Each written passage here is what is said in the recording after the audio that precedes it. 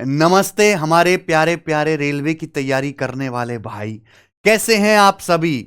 और देखिए हमने एएलपी सीबीटी 2 के लिए पढ़ाना शुरू कर दिया है। और जब हम आ गए तो क्या गम है। एक एग्जाम पेपर मैं आपको ऑलरेडी करा चुका हूं और आज मैं railway ALP assistant loco pilot CBT 2 के लिए एग्जाम पेपर 2 सॉल्व कराऊंगा। पिछले सालों में रेलवे द्वारा अलग अलग एग्जाम में पूछे गए बेहतरीन सवालों पर यह आधारित ये सैंपल पेपर होने वाला है, क्योंकि आपके पेपर में मैथ्स के उतना ज्यादा वेटेज नहीं है, लेकिन जो 25 सवाल गणित के आएंगे, अगर आप इन मॉक टेस्ट के क्वेश्चंस को कर पा रहे हो तो आपको रोकने वाला कोई है नहीं। लेकिन मैं बताता चलूं मेरे भाई कि अगर आप एनटीपीसी या ग्रुप डी की तैयारी कर रहे हो तो उन बच्चों के लिए भी ये सैंपल पेपर बहुत ज्यादा हेल्पफुल रहेगा।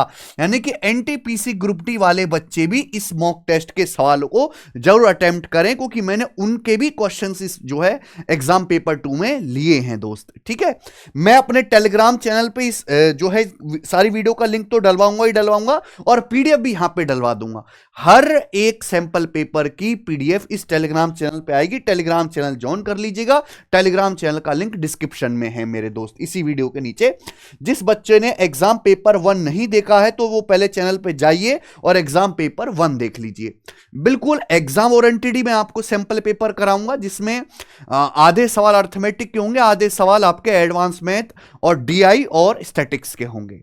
ठीक है जी, और यही आपका पेपर में भी होने वाला है। तो कॉपी पेन लेके बैठो और मेरे साथ साथ सॉल्व करो दोस्त। ठीक है ना। चैनल सब बच्चे सब्सक्राइब कर लीजिएगा। इसी पे रेलवे के एग्जाम से रिलेटेड जो भी कंटेंट है वो इसी चैनल पे आएगा।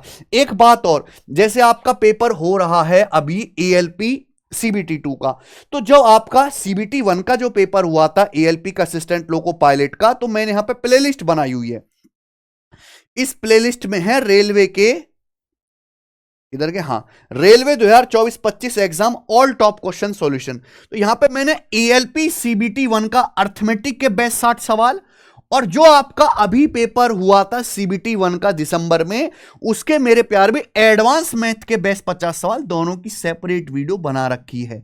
तो आपका सीबीटी 2 का पेपर है तो इन दोनों वीडियो को बिल्कुल बिल्कुल ध्यान से एक एक सवाल को ऐसे समझो कि डायमंड की तरह है करके जाइएगा मेरे भाई, क्योंकि इसी में से क्वेश्चन डाटा बदल के दोबारा रिपीट होगा।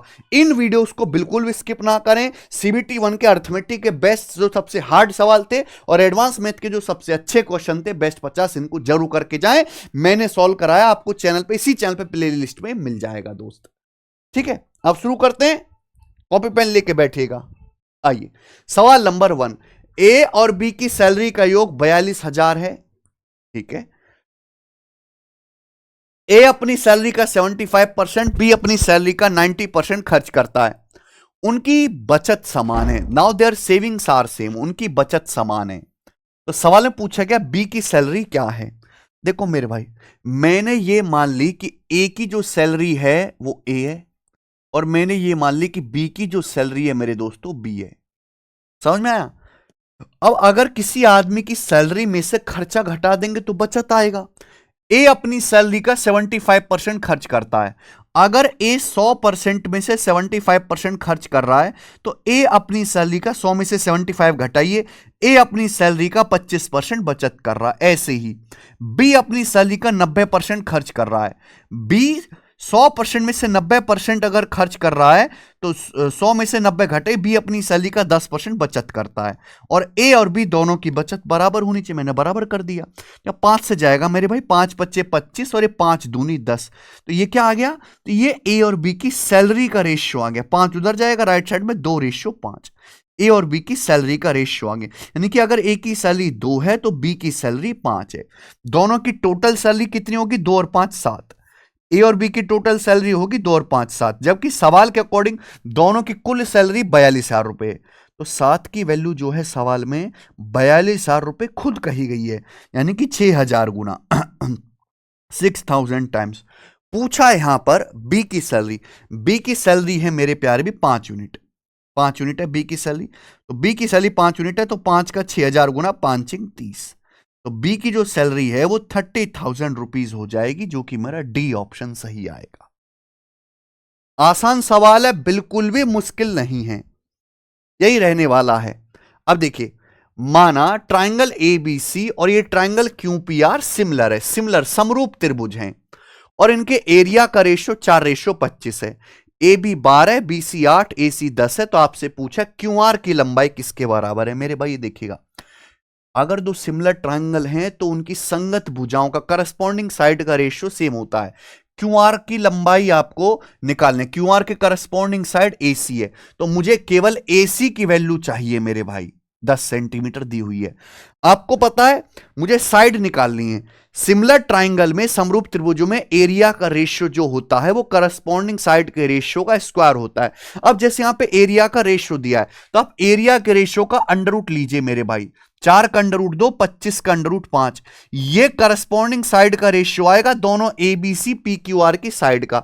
अगर साइड एसी है त्रिभुज एबीसी में तो एसी के करस्पॉन्डिंग पी क्यू आर में क्यू आर है, ठीक है ना। अब यहां पे एसी की वैल्यू 10 सेंटीमीटर दी है, 2 की वैल्यू 10 सेंटीमीटर है 5 गुना, तो 5 की वैल्यू भी 5 गुना 25 सेंटीमीटर। तो क्यूआर की जो लंबाई है वो 25 सेंटीमीटर होगी। डी ऑप्शन आ गया आंसर, आ गया ना। आइए, इस व्यंजक का मान क्या है, एनटीपीसी में आया था। देखो यहां आपको सॉल्व नहीं करना, आपको केवल फॉर्मूला पहचाना। आप देखिए ना, ए गुणा ए स्क्वायर प्लस बी गुणा बी स्क्वायर प्लस 2ab। ये A square plus 2ab plus B square दिख रहा है, यानी कि ए प्लस बी का होल स्क्वायर है। ये 394 प्लस 106 का होल स्क्वायर है, जो कि क्या होता है मेरे भाई, 500 और 500 का होल स्क्वायर यानी कि 25 के आगे 4 जीरो, तो डी ऑप्शन इसका आंसर आ गया। ठीक है, कोई दिक्कत है सवाल में? नहीं। सवाल नंबर 4, जब एक आर्टिकल को 291 रुपए में बेचा जाता है तो 3% का लॉस होता है। अगर इसे 8% के लाभ पर बेचा जाए तो विक्रय मूल्य क्या होगा। मेरे भाई देखो, लाभ या हानि सीपी पे होता है। सीपी क्या होता है, 100%। जब हम किसी सामान को 291 रुपए में बेचते हैं 291 में, तो हमें 3% का लॉस होता है। 100% पे 3% का लॉस हो तो सामान बिका कितना, 100 माइनस 3, 97% में। तो 97% की वैल्यू है मेरे भाई। सवाल में यह कहा गया है कि अगर इसे 8% लाभ पर बेचा जाए तो सेलिंग प्राइस क्या होगा। भाई 100% के क्रय मूल्य पे अगर आप 8% का लाभ कमाओगे तो सामान को 108% में बेचोगे। तो यहां आपसे 108% की वैल्यू पूछी गई है। 97% की वैल्यू 291 है, 3 गुना, तो 108% की वैल्यू भी तो 3 गुना आ जाएगी, यानी कि 324 रुपए वस्तु का विक्रय मूल्य होगा। बात खत्म। अब इससे ज्यादा आपको क्या ही करना है दोस्त। सी ऑप्शन आ तो गया जल्दी जल्दी। मैं तो 5वां सवाल करूंगा, अब आप भी करिए जल्दी से। के का वह मान ज्ञात कीजिए जिसके लिए समीकरण, दो इक्वेशन आपको दें, इनका कोई हल न हो। के की ऐसी वैल्यू बताने कि दोनों इक्वेशन का कोई हल ना हो। आप बताओ, अगर दो लाइन पैरेलल हो जाएं समांतर, तो क्या वो एक दूसरे को कभी काटेंगी? जब वो एक दूसरे को कभी काटेंगी नहीं तो उनका कोई सॉल्यूशन नहीं होगा। और मेरे भाई यानी कि मुझे इन दोनों लाइन को पैरेलल करना है। पैरेलल करने के लिए दोनों लाइन का स्लोप, ढाल बराबर करनी पड़ेगी। और स्लोप बराबर करेंगे तो जो एक्स का कोफिशिएंट रेशियो होना चाहिए वही वाई का होना चाहिए। एक्स का कोफिशिएंट 2 है या 5 है, 2/5 बराबर होना चाहिए। देखिए यहां y में k से गुणा है, यहां y में -7 से गुणा, ये बराबर होना चाहिए मेरे भाई। तो x के कोफिशिएंट y के कोफिशिएंट को बराबर कर दिया तो k का मान आ गया -14/5। ये k की वैल्यू आ गई -14/5। ऑप्शन नंबर है डी। एक सवाल आपके पेपर में कोऑर्डिनेट ज्योमेट्री, निर्देशांक ज्यामिति का आएगा और 90% चांस है कि लाइंस पर बेस्ड आए। और ये लाइंस वाला पूरा कॉन्सेप्ट मैंने इसी चैनल पे समझाया है, हमारे चैनल पे मेरे भाई, कॉन्सेप्ट किंग पे। ऐसे ही थोड़ा ना नाम हमने कॉन्सेप्ट किंग रखा है, ठीक है। लाइंस वाला पूरा कॉन्सेप्ट, अगर किसी बच्चे को ये कॉन्सेप्ट नहीं आता है लाइंस वाला, तो जाइएगा, यहां पे मैंने अच्छे से समझाया है। ये देखिए कोऑर्डिनेट ज्योमेट्री दिख रहा है आपको, 2 महीने पुरानी एक video, parallel line, coincident line, intersecting line, क्या क्या जो केसेस बनते हैं सारे समझाए हैं। 1 घंटे क्लास है, सब समझ जाओगे दोस्त। प्रैक्टिस भी कराइए। अगर 1/sec -10 -1/cos बराबर sec थीटा इंटू के है तो के का मान किसके बराबर है। इतना आसान सवाल है। sec -10 sec + 10 एक दूसरे के उल्टे होते हैं। तो जो 1/sec -10 है ये क्या होता है, sec थीटा + tan थीटा। ये सेक प्लस टेन ही तो है। 1/sec माइनस टेन क्या आएगा, सेक प्लस टेन आ जाएगा, और माइनस 1/cos क्या आएगा मेरे दोस्तों, सेक थीटा आ जाएगा। बराबर सवाल में क्या बोला है, सेक थीटा इंटू के बोला है, सेक इंटू के। यस और नो, आप बोलोगे यस सर। अब यहां से सेक कट गया, अब ये टेन है, टेन का मतलब क्या होता है, टेन का मतलब होता है साइन बटे कॉस, टेन थीटा बच गया साइन बटे कॉस, और ये सेक थीटा आ जाएगा नीचे, ये सेक थीटा है गुणा में नीचे आ जाएगा बराबर के। अब आप ये बात भी जानते हैं कि कॉस और सेक एक दूसरे के उल्टे होते हैं, cos theta into sec theta 1, ये कट गया तो के का मान क्या बचा, साइन थीटा। ये आंसर आ गया। इससे आसान क्या चीज बनेगी भाई, ये देखिए सवाल नंबर 7। एक बेलनाकार पोल है, एक सिलिंड्रिकल पोल है, उसका कर्व सरफेस एरिया तो है 132 meter square curve surface area, और इसका वॉल्यूम है 528 मीटर क्यूब वॉल्यूम। तो आपसे पूछा है पोल की हाइट क्या है, हाइट आपसे पूछी है, बताओ जरा। Very nice and good quality question. देखो शायद आपको पता ना हो, पर मैं आपको ये बात बता दे रहा हूं कि किसी सिलेंडर के वॉल्यूम और कर्व सरफेस एरिया में डायरेक्ट रिलेशन होता है। सिलेंडर के वॉल्यूम बराबर 1/2 curve surface area into r, volume बराबर 1/2 curve surface area into r, this is the relation. अब जैसे यहां पे सिलेंडर का वॉल्यूम 528 दिया है, ठीक है, कोई प्रॉब्लम नहीं, बराबर 1/2 कर्व सरफेस एरिया यहां पे कितना बोला है 132 132 बोला है इंटू आर। अगर आप यहां ध्यान से देखेंगे तो मैं यहां से रेडियस निकाल सकता हूं, 2 से 132 चला जाएगा 66 बार, और 66 से कितनी बार जाएगा 8 बार, 480 प्लस 48 है ना, यानी कि सिलेंडर की जो रेडियस है वो 8 मीटर आ गई, सॉरी। लेकिन प्रॉब्लम यह है कि सिलेंडर की रेडियस नहीं पूछी, हाइट पूछी। अगर रेडियस पूछी होती तो मात्र 1.5 सेकंड का सवाल था यह आप लोगों के लिए। अब यहां हाइट पूछे तो एक स्टेप और बढ़ जाएगा। देखिए चाहे आप हाइट यहां से निकाल लो, यहां से, जैसे मुझे कर्व सरफेस एरिया से कैलकुलेशन कम पड़ेगी। अब किसी भी सिलेंडर का कर्व सरफेस एरिया या वक्र पृष्ठ का क्षेत्रफल होता है 2πRH, पाई का मतलब 22/7। जब कुछ ना बताया जाए तो पाई का मान 22/7 लेना है। रेडियस मैंने निकाली है 8 इंटू एच, यानी कि हाइट मुझे पता करनी है बराबर 132। तो इजी कैलकुलेशन यहां से बनेगी। अब 22 दूनी 44, 44 तिया 132, तो हाइट बराबर आ जाएगा जी 7 तिया 21/8।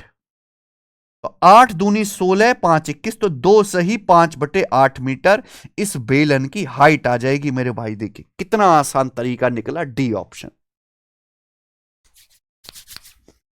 ठीक है, तो ऐसे सवालों के लिए पेपर में तैयार रहें। आइए, किसी धनराशि पर 21% की दर से 2 साल का सीआई 6961.5 है। सवाल में बोला इसी दर से उतने ही समय के लिए सिंपल इंटरेस्ट क्या होगा। ऑप्शन आपके सामने 6300, 6500, 6000 और 6750। 21% की दर से 2 साल का सीआई कितना बनता है, पहले आप मुझे यह बताओ। आप अगर ब्याज की दर 21% है तो 2 साल का सीआई क्या होगा, 21 + 21 + 21 × 21/100। भाई एक्स और वाई का सक्सेसिव, मैं परसेंटेज से बता रहा हूं, एक्स और वाई का सक्सेसिव क्या होता है, x + y + xy/100%। 21 और 21 42, 21 × 21 441/100, 46.41%। तो ये आएगा 46.41%। ये 2 साल का सीआई आएगा मेरे भाई, 46.41% 2 साल का सीआई। जबकि सवाल के अनुसार 2 साल का सीआई है कितना, 6961.5 रुपीज। क्या हमारी बात को आप समझे, आप बोलूंगा सर। यहां पर पूछा जा रहा है उसी दर से उतने टाइम का सिंपल इंटरेस्ट। भाई सिंपल इंटरेस्ट सिंपल होता है। आप मुझे बताओ, अगर ब्याज की दर 21% है, एक साल में 21% सिंपल इंटरेस्ट है, 2 साल में कितना होगा, 21 दूनी 42%। एक साल का एसआई है 21%, 2 साल का 42%। अब ये कैलकुलेशन आपको करनी है, यहां पे 46.41% की वैल्यू दी है, 42% की वैल्यू निकालनी है। ठीक है, आप यहां पे ऐसे भी कर सकते हो कि पहले आप प्रिंसिपल मूलधन निकालो, फिर आप सिंपल इंटरेस्ट निकालो, लेकिन मैं आपको परसेंटेज वाला मेथड बता रहा हूं। अब 42 में आता है 7 से कटने वाला नंबर आएगा, ये नंबर 7 से कटता है, ये 7 से नहीं कटता, ये 7 से नहीं कटता, 7 नाम 63, 3 7 पंजे 35, ये 7 से कटता है। तो आंसर या तो ए ऑप्शन होगा या डी, लेकिन ये दोनों ही ऑप्शंस बहुत दूर दूर हैं, तो मैं यहां अप्रोक्स चेक कर लूंगा। अगर मेरे भाई देखो यहां एक जीरो बढ़ाइए और ये डेसिमल हटाओ, आप ये समझिए 4600 है, और ये मेरे भाई यहां पे 69, यानी कि 23 दूनी 46, 23 तिया 69, 23 दूनी 46, 23 तिया 69, यानी कि लगभग लगभग मैं कह सकता हूं यार ये तो बात बन गई। यानी कि आपका बिल्कुल मेरे प्यारे भाई 23 दूनी 46, 23 तिया 69 लगभग 1.5 गुना हो रहा है, तभी 42 का 1.5 गुना यानी कि 63, बिल्कुल 63 के करीब आना चाहिए। ए ऑप्शन इस सवाल का आंसर होगा अप्रोक्स। मैंने अप्रोक्स कैलकुलेशन कर ली कि भाई अगर यहां पे लास्ट के ये 2 डिजिट हटाओ, यहां लास्ट के 4 डिजिट हटाओ, 46 का 1.5 गुना है 69, तो यहां भी 42 का 1.5 गुना होना चाहिए 63, तो 63 आएगा और एंड में 00 तो आ ही जाएगा मेरे भाई। कितना बेहतरीन तरीका हो गया करने का। आइए, एक आदमी 12 किलोमीटर पर आवर की स्पीड से डिस्टेंस तय करता है और 9 किलोमीटर पर आवर की स्पीड से स्टार्टिंग पॉइंट पर लौटता है। पूरी जर्नी में उसके द्वारा लिया गया कुल समय, आने जाने में लिया गया कुल समय है ये, उसके द्वारा चली गई कुल डिस्टेंस। आपको मैं कॉन्सेप्ट बता दूं, मैं कॉन्सेप्ट आपको बता देता हूं कि अगर एक आदमी एक जगह से दूसरी जगह तक डी डिस्टेंस जाता है, S1 की स्पीड से गया और वापस अलग S2 की स्पीड से आया, अगर आने जाने का टोटल टाइम दिया हुआ है मेरे भाई कि एक जगह से दूसरी जगह गए फिर लौट के आए, आने जाने का टोटल टाइम दिया हुआ, तो डिस्टेंस बराबर जो होगा वो S1 into S2 upon S1 plus S2 into T. T मतलब टोटल टाइम ये होगा। ये कॉन्सेप्ट है। अगर आने जाने का टोटल टाइम दिया हुआ है, बहुत सारे सवाल इस पे आते हैं, तो डिस्टेंस जो होगा 12 की स्पीड से गए 9 की स्पीड से आए, 12 गुणा 9 अपॉन 12 प्लस 9 21, टोटल टाइम लगा मेरे भाई 2:1/3 आवर। स्पीड किलोमीटर पर आवर में, टाइम आवर में, 3 दूनी 6, 7/3 ये आ गया। तो 7 तिया 21, 3 से 3 ये 9, ये आ गया 12 किलोमीटर। डिस्टेंस 12 किलोमीटर है मेरे भाई, ठीक है जी। लेकिन 12 ना आंसर मत लगा देना, ये एक गलती करेंगे मेरे दोस्त बच्चे। सवाल में पूछा गया है, सवाल में पूछा गया है distance covered by him, the total distance covered by him, उसके द्वारा तय की कुल दूरी। भाई यहां से यहां तक की दूरी 12 किलोमीटर है, लेकिन ये बच्चा 12 किलोमीटर जाता है आदमी, फिर 12 किलोमीटर आता है, 12 किलोमीटर गया 12 किलोमीटर आया, तो चलेगी कुल दूरी तो 24 किलोमीटर होगी ना, डबल, तो 24 किलोमीटर आंसर लगाना है यहां पे। समझ में आया? 10 दो संकेंद्रित वृत्त है, कंसेंट्रिक सर्कल है, उनकी रेडियस 15 है। बड़े सर्कल की जीवा की लंबाई बताओ जो छोटे सर्कल पे टेंजेंट है। 15 12 का ट्रिपलेट बनेगा, 12 का डबल 24, आंसर आ गया ए ऑप्शन। है स्पीड आपकी? क्या आपके इतनी प्रैक्टिस करिए कि इसको, इस कॉन्सेप्ट को आप दिमाग में कर पाओ। सबसे पहले तो आप ये समझो कि कॉन्सेंट्रिक सर्कल क्या होते हैं। कॉन्सेंट्रिक सर्कल्स का मतलब मेरे प्यारे भाई, ऐसे दो सर्कल जिनका सेंटर एक ही जगह होता है, उनकी रेडियस बताई गई है। अब बड़े सर्कल की ऐसी कॉर्ड आपको ढूंढनी है, बड़े सर्कल की ऐसी जीवा आपको ढूंढनी है जो छोटे सर्कल को टच करते हो, यानी कि ये लाइन आपको निकालनी है। ये बड़े वृत्त सर्कल की वो कॉर्ड है जो छोटे सर्कल को यहां पे टच कर रही है मेरे भाई। अब जैसे यहां पे दोनों सर्कल का सेंटर सेम ही है, ये O, एक छोटे सर्कल की रेडियस 9 है और यहां पे बड़े सर्कल की जो रेडियस है 15, तो ये टच कर रही यहां पे, तो 90 डिग्री कोण बनेगा। अब 9 15 12, 3 4 5 का 3 गुना ट्रिपलेट बन गया। अब जो मेरे दोस्तों ये होगा, मान ली यहां सी पे टच कर रहे, जो AC होगा 12 वही BC होगा 12, तो पूरी कॉर्ड की लंबाई 12 12 24 नहीं हो जाएगी? समझ में आया मेरे भाई? आप बोलोगे हाँ जी सर, ठीक है ना। और भी आपको अगर बेहतर समझना है तो मैं आपको बता दूं कि केरविल एप्लीकेशन पर हमारा रिकॉर्डेड बैच VOD क्लासेस अभी अवेलेबल हैं। 1 मार्च से रजिस्ट्रेशन अभी चालू है, 2 साल बैच की वैलिडिटी है।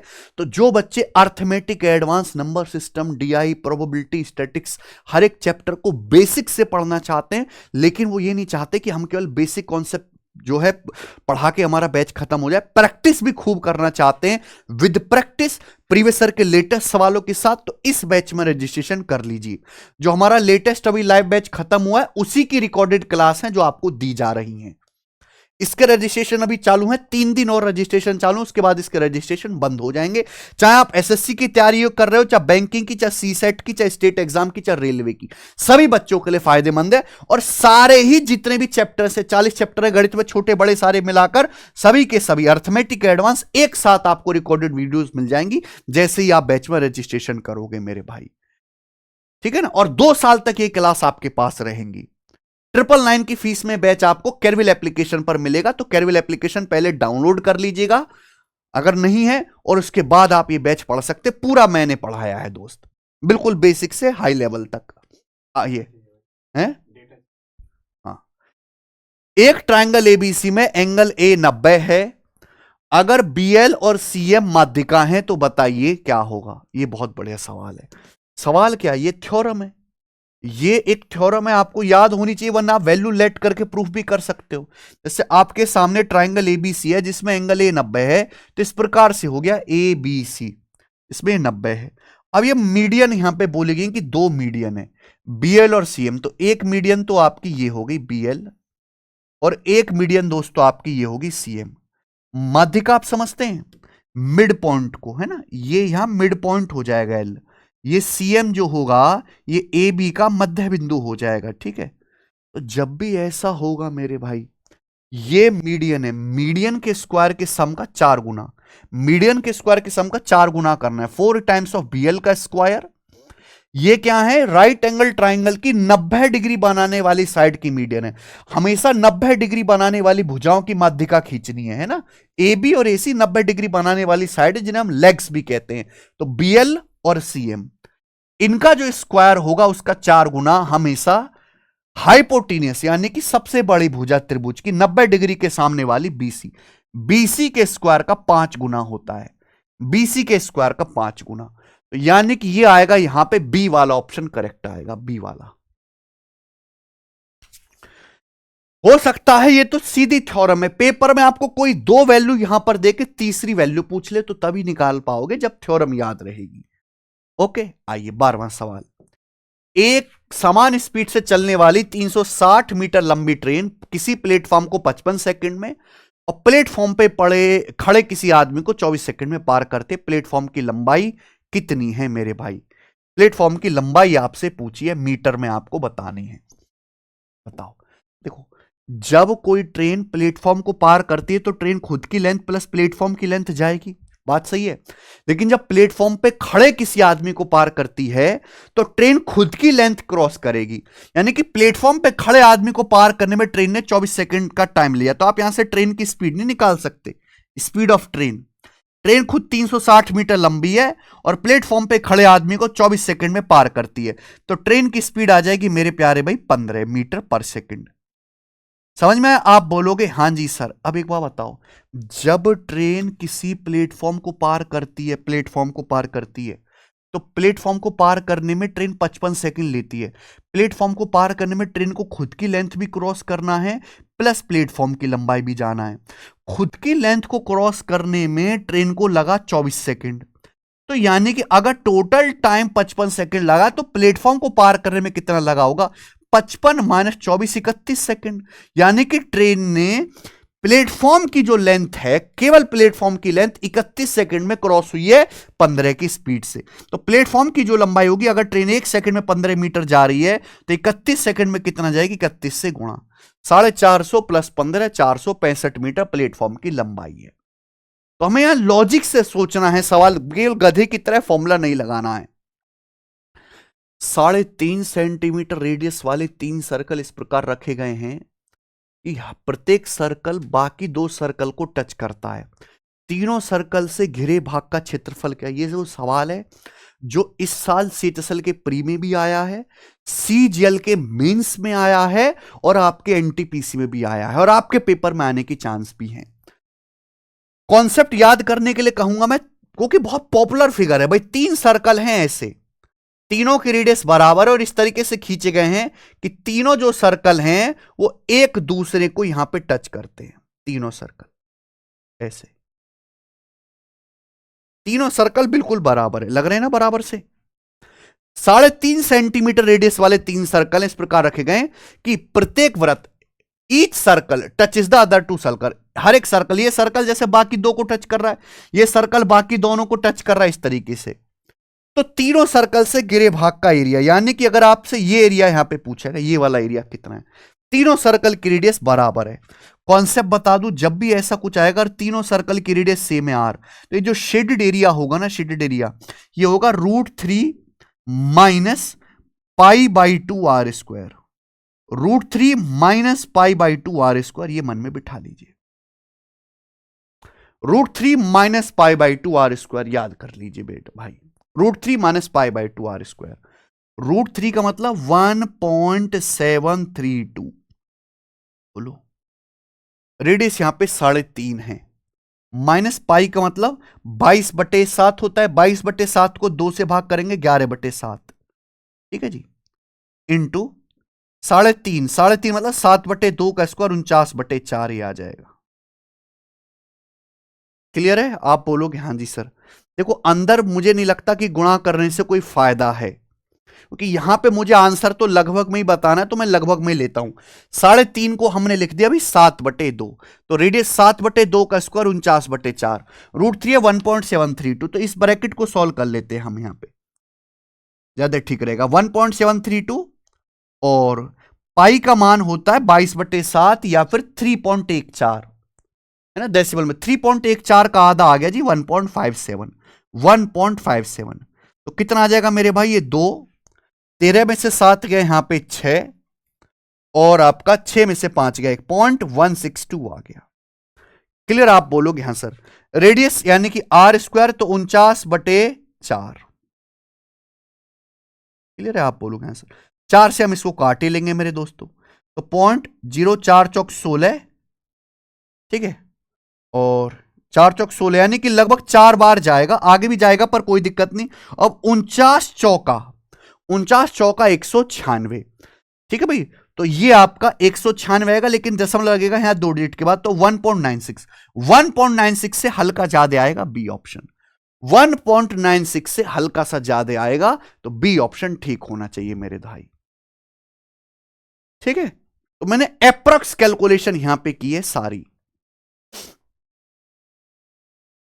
समझ में आई बात? आप बोलोगे हाँ जी।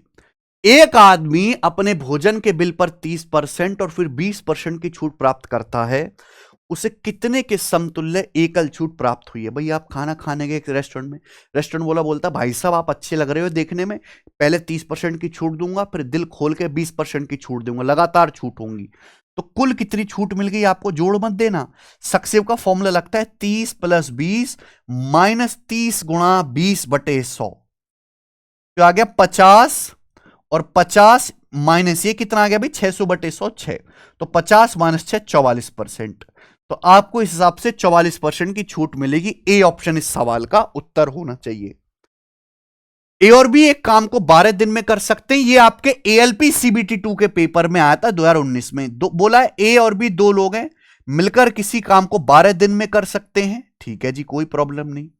बी और सी उसी काम को 15 दिन में कर सकते, ये भी कोई दिक्कत नहीं, और ए और सी मिलकर सेम उसी वाहियात काम को 36 दिन में कर सकते हैं।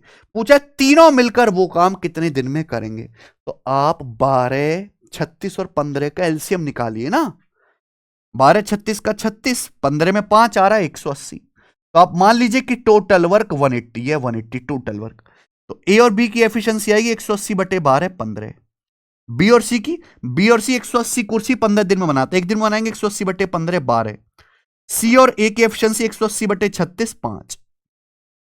पूछा तीनों लोग मिलकर तीनों लोग ए बी सी मिलकर 180 यूनिट काम कितने दिन में करेंगे? देखो तीनों लोगों की एफिशिएंसी निकालो, अगर मैं इन तीनों को जोड़ता हूं, ए 2 बार आएगा, बी 2 बार आएगा, सी 2 बार आएगा, तो ये होगा twice of A plus B plus C. इन तीनों को जोड़ो, 15 12 27 और 5 32, तो ये 32 आ जाएगा ना, 15 12 27 5 32, 2 से अगर मैं डिवाइड करूंगा तो 16, तो तीनों की एफिशिएंसी 16 है। डायरेक्ट शॉर्टकट भी है कि तीनों लोगों की एफिशिएंसी निकालने, दो का पेयर दिया, इनको जोड़ के आधा करो, 15 12 27 5 32 का आधा 16, तो तीनों लोग 16 एफिशिएंसी के साथ करेंगे 180 यूनिट काम, तो कितने दिन में होगा बटे 16, 4 से जाएगा 45/4 दिन में। तीनों लोग मिलकर पूरा काम 45/4 दिन में करेंगे। 11 चौक 44, 11.25, 11.25 दिन में। D option. मजा आया? 3 साल के लिए 10% की दर से सीआई और एसआई का डिफरेंस 155 है। प्रिंसिपल बताओ। 10% सबसे ज्यादा यूज होने वाला रेट है, याद कर लीजिए। 10% है तो 2 साल में 21% ब्याज मिलेगा। ब्याज की दर 10% है, 3 साल में 33.1% कंपाउंड टेस्ट मिलेगा। 10% है तो 4 साल में 46.41% ब्याज मिलेगा। अगर ब्याज की दर 10% है तो 3 साल में 33.1% कंपाउंड टेस्ट मिलेगा। 3 साल में 10 या 30% सिंपल इंटरेस्ट मिलेगा। अब सीआईएसआई का जो डिफरेंस आएगा वो 3.1% का आएगा। और 3 साल की सीआईएसआई का डिफरेंस कितना आएगा बेटा? 155 रुपए के बराबर आएगा। तो 3.1% 155 है, डेसिमल हटाओगे 0 आएगा। तो 1% की वैल्यू कितनी है? 31 पंजे 1% की वैल्यू 50 आ गई। 100% पूछा है, 100 से गुणा, यानी कि 5000 आपका प्रिंसिपल आ गया। मूलधन 5000 रुपए ही ठीक है। D option. 30 आदमी हर दिन 8 घंटे काम करते हुए किसी काम को 10 दिन में पूरा कर सकते हैं। 40 आदमी को पर डे कितने घंटे काम करना चाहिए ताकि वो उसे 6 दिन में पूरा कर ले? टाइम एंड वर्क का सवाल है।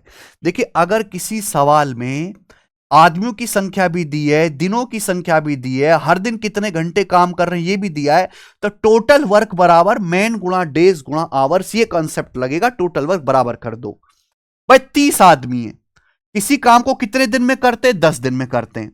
और हर दिन पर डे कितना काम करते हैं? 8 घंटे काम करते हैं। टोटल वर्क आ गया। अब अगर सेम काम को 40 आदमी करें और कितने दिनों में पूरा करना है? 6 दिन में पूरा करना है। तो इन्हें पर डे कितने घंटे काम करना पड़ेगा? वर्किंग आवर्स आपको निकालने, पर डे के बराबर कर दीजिए मेरे भाई। ठीक है जी। तो 8 पंजे 40, 5 इंग 30 से 30 चला जाएगा, यानी कि 10 घंटे। तो अब इनको पर डे 10 घंटे काम करना पड़ेगा 40 आदमियों को। ऑप्शन नंबर बी करेक्ट है। आसान था। 18वां, what is the simplified value of this? त्रिकोणमिति का सवाल है। देखो मेरे भाई, देखते ही पता चल गया ये कॉम्प्लीमेंट्री एंगल्स पे। अगर दो एंगल का सम 90 डिग्री है, ए प्लस बी बराबर 90 डिग्री, तो बहुत सारे रिजल्ट आपको याद करने पड़ेंगे। ये देखिए 31 59 90 हो रहा है, तो sine square A plus sine square B 1 होता है, 1 बटे। नीचे देखिए मेरे भाई, नीचे क्या है? 35 55 90। देखिए 35 का कॉम्प्लीमेंट्री 55, सेक बदलेगा किसमें? कोसेक में। सेक कोसेक में बदल जाता है, तो हो गया cosec square 55 degree minus cot square 55 degree, ये भी 1 हो गया। ये 61 है, 61 है, ये 29 है, तो 29 को भी बदल लेते हैं। 29 का कॉम्प्लीमेंट्री 61, 29 और 61 90 है, और 10 बदलता है कॉट में, तो ये हो गया कॉट 61 गुणा cot 61, cot square 61 minus cosec square 61। अब आप खुद बताओ, cot square theta minus cosec square theta क्या होगा? -1। भाई हमने ये पढ़ा है cosec square theta minus cot square theta 1 होता है, ये उल्टा है। Cot square 61 minus cosec square 61, तो -1। 1 -1 यानी कि इसका आंसर तो 0, 0 आ गया मेरे भाई। ठीक है।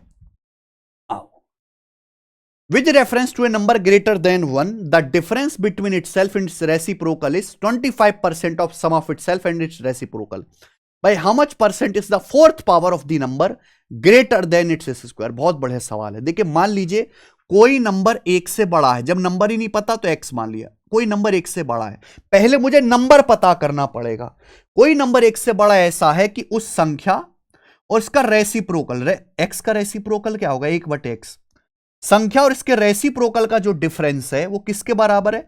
उस संख्या और उसके रेसिप्रोकल के सम का, संख्या और उसके व्युत्क्रम के सम का 25% है। इसका 25% है मेरे भाई, 25% है ना। किसी नंबर उसके रेसिप्रोकल का जो डिफरेंस है, उस संख्या उसके रेसिप्रोकल के सम का 25% है। 25% क्या होता है जी? 1/4। 25% बराबर 1/4 लिख दीजिए। तो यहां से आप सॉल्व करके संख्या निकाल सकते हैं। 4 की अगर यहां मल्टीप्लाई करूंगा तो 4x माइनस x 3x बराबर -4/x उधर जाएगा, प्लस 1 पे 5/x, तो x स्क्वायर x गुणा x, x स्क्वायर 3, नीचे x स्क्वायर बराबर 5/3, ये आ गया। एक्स स्क्वायर बराबर आ गया जी 5/3। एक्स का मान आ जाएगा √5/3, लेकिन मुझे जरूरत नहीं पड़ेगी, देख रहा हूं मैं। बोला इस संख्या का, बताइए इस संख्या की फोर्थ पावर इस नंबर के स्क्वायर से, उस नंबर के स्क्वायर से कितना % ज्यादा है। तो भाई जब भी ऐसा कुछ है हम क्या लेते हैं, रेशियो लो, रेशियो लेते हैं। माना नंबर x है तो x की फोर्थ पावर यानी कि x की पावर 4 उस संख्या x के स्क्वायर से कितना % ज्यादा है, तो रेशियो ले लो। जब रेशियो लेंगे पावर 2 से पावर 4 कट जाएगा 2 बार, तो आएगा 1:x²। और एक्स स्क्वायर मुझे पता है 5/3, एक्स स्क्वायर मुझे ये पता है 5/3। आप बोलोगे हाँ जी सर, तो क्या आ जाएगा 3:5। यानी कि मैं कह सकता हूं उस संख्या की फोर्थ पावर और उस संख्या के स्क्वायर का रेशियो 3:5 है। तो फोर्थ पावर जो है स्क्वायर से कितना ज्यादा है, 2 ज्यादा है, 2/3। और 2/3 क्या होता है, 1/3 66, 1/3 33.33%, 2/3 66.66% आएगा, अप्रोक्स डी ऑप्शन। अच्छा सवाल है। ABCD एक चक्रीय चतुर्भुज है जिसमें AB इसके परिग्रत वृत्त का व्यास है। एंगल ADC 126 डिग्री है, एंगल BAC बराबर। ये बहुत इंपॉर्टेंट सवाल है। देखो ABCD एक साइक्लिक क्वाड्रिलेटरल है। साइक्लिक क्वाड्रिलेटरल समझते हैं, एक ऐसा चतुर्भुज जिसके चारों शीर्ष वृत्त की परिधि पे हो। AB जो है मेरे भाई व्यास है। तो ये मान लीजिए मैं ऐसे बना लेता हूं, ये जो है एक साइक्लिक क्वाड्रिलेटरल है, ऐसे बना लिया मैंने ABCD, ये सेंटर से होके जा रहा है। ये ABCD जो है ये चक्र चतुर्भुज है, और ये क्या है, चक्र चतुर्भुज के चारों वर्टेक्स से जाने वाला सर्कल है। AB सर्कल का डायमीटर है।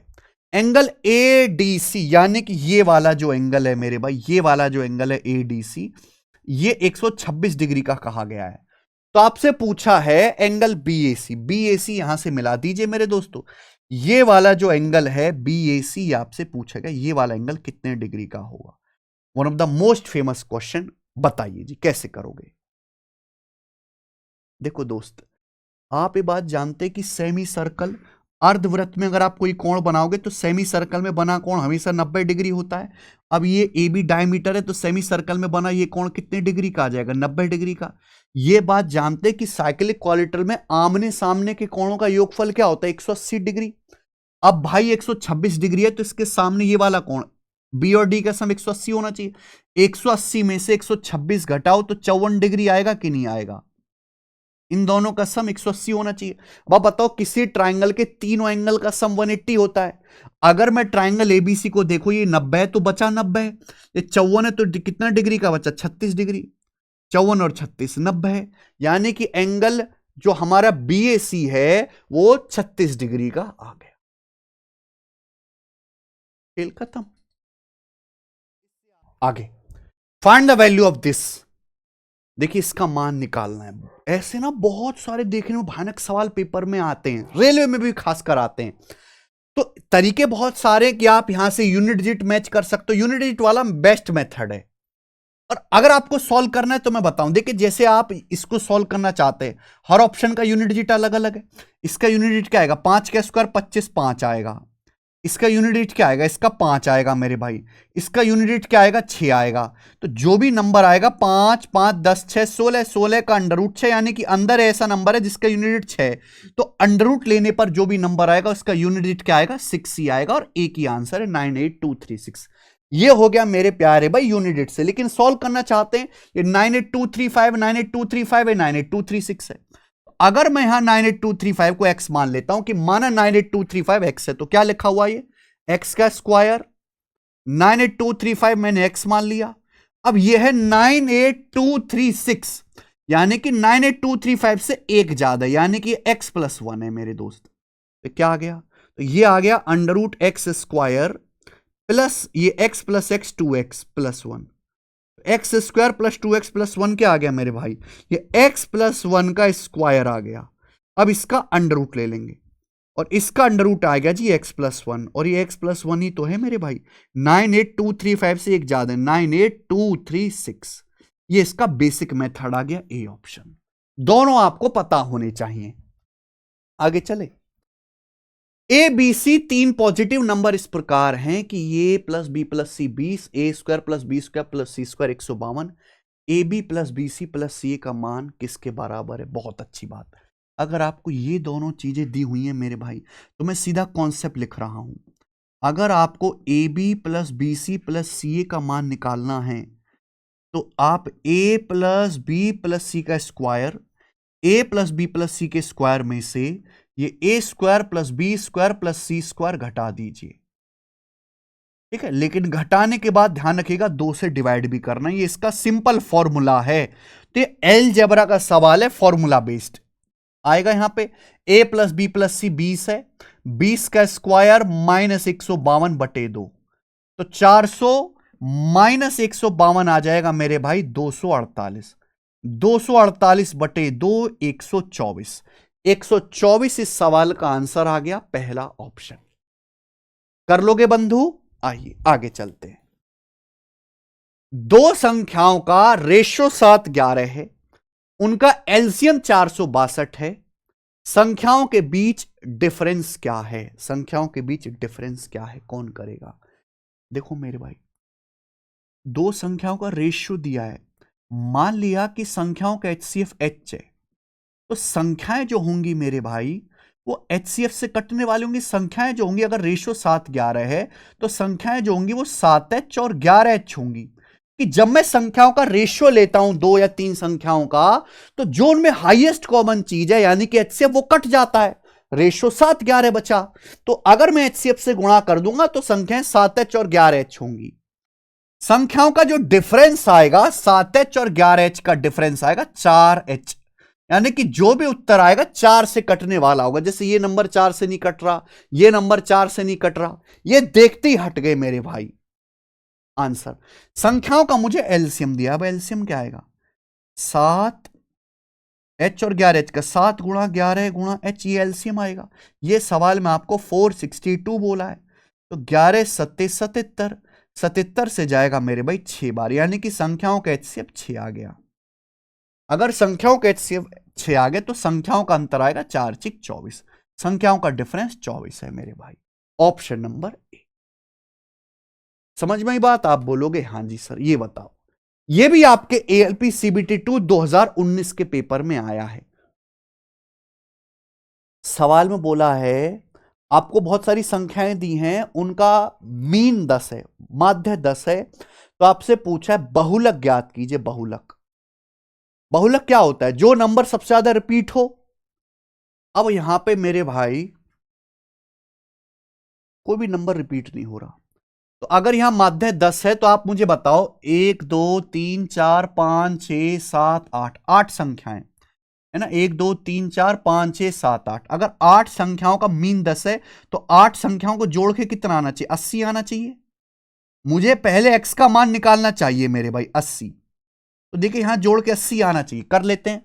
1 4 5 9 14 12 26 और 14 40 और 15 55 और 55 और 16 मेरे प्यारे भाई 71। 71 आ गया, तो 80 बनाने के लिए x का मान 9 लेना पड़ेगा। ठीक है क्या? 9 9 18 12 30 और 5 35 और 15 50 और 30 80। ठीक है, x का मान 9 आ गया। अब आप मुझे बताओ मोड मतलब जो नंबर सबसे ज्यादा रिपीट होता है। यहां देखिए 9 नंबर ऐसा है जो 2 बार आ रहा है, तो यानी कि इसका बहुलक 9 आ जाएगा। बाकी कोई नंबर जो है 2 बार आ ही नहीं रहा, सब एक एक बार आ रहे हैं। लास्ट सवाल करेंगे मेरे भाई हम इस टेस्ट का, 25 के 25 बिल्कुल रेलेवेंट, और मैं अपनी तरफ से पूरी कोशिश कर रहा हूं। हमने आरपीएफ कांस्टेबल वाले बच्चों को बहुत अच्छे से पढ़ाया, हमने रेलवे के पिछले साल के सारे पेपर सॉल्व कराए, अब हम एएलपी सीबीटी 2 के लिए पढ़ा रहे हैं। इसके तुरंत बाद ही हम एनटीपीसी ग्रुप डी बच्चों के लिए स्पेशल क्लास लेके आएंगे। तो एनटीपीसी ग्रुप डी वाले चैनल से जुड़े रहे मेरे भाई। आपको हमारी मेहनत, डेडिकेशन, हमारी कंटिन्यूटी पसंद आती है। इतने तो कंटिन्यूस बच्चे भी नहीं पढ़ते जितने हम जो है बच्चों को पढ़ाते हैं, डेली वीडियो अपलोड करते हैं। उसके लिए जो है आप कमेंट जरूर करना, लाइक जरूर करना मेरे भाई इस वीडियो को। ये सवाल है डीआई का, इसमें पाई चार्ट दिया है, आपको टेबल दी है। क्या बताया गया? इस पाई चार्ट में बताया गया कि एक स्टूडेंट, एक कॉलेज में टोटल 700 स्टूडेंट एडमिट हुए, 700 स्टूडेंट ने एडमिशन लिया, और the distribution of percentage of student in various courses,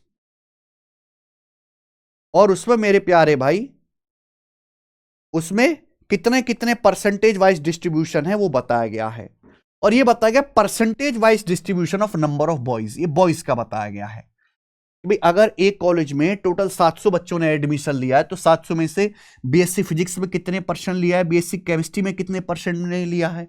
अब ये बताया गया कि भाई जैसे बीएससी मैथ्स में जिन बच्चों ने एडमिशन लिया उसमें 40% आपके लड़के हैं। समझ में आई बात? आप बोलोगे यस सर।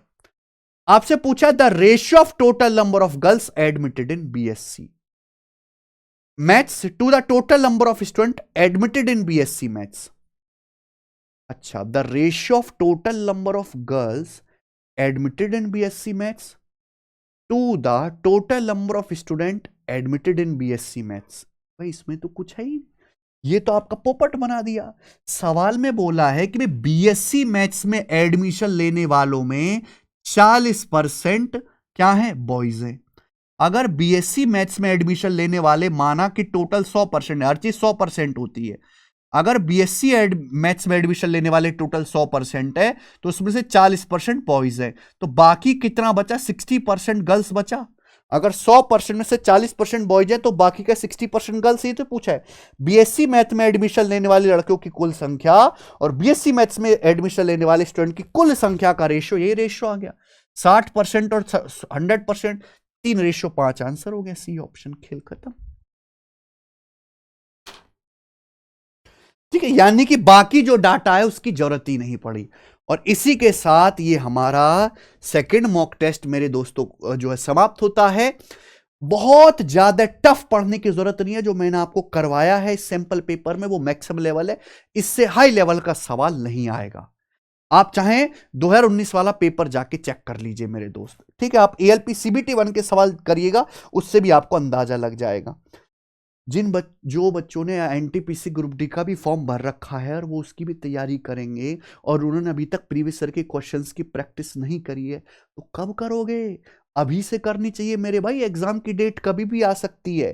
तो रेलवे के गणित के 4000 बेस्ट प्रीवियस ईयर क्वेश्चन और रीजनिंग के बेस्ट 4000 प्रीवियस ईयर क्वेश्चन की हमारी बुक्स है, फ्लिपकार्ट पे भी है, आरबीडी पब्लिकेशन की वेबसाइट पर भी है, विद सॉल्यूशन हिंदी भाषा में। इस बुक को ऑर्डर करके यहीं से आपको प्रीवियस ईयर की प्रैक्टिस करनी है, ठीक है दोस्त। चलिए आज की क्लास को हम यहीं पे दी एंड करते हैं। अब मैं आपको एक तीसरा और आखिरी जो है एग्जाम पेपर भी कराऊंगा, लेकिन वो कल होगा। धन्यवाद, बाय।